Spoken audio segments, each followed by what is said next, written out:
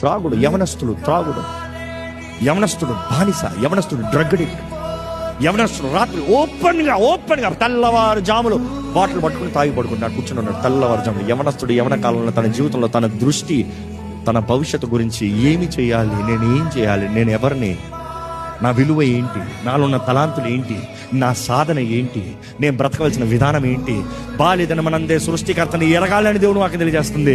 కానీ ఈరోజు ఎంతోమంది నశించిపోయిన పరిస్థితుల్లో పాపానికి బానిసలుగా ఉన్నారు.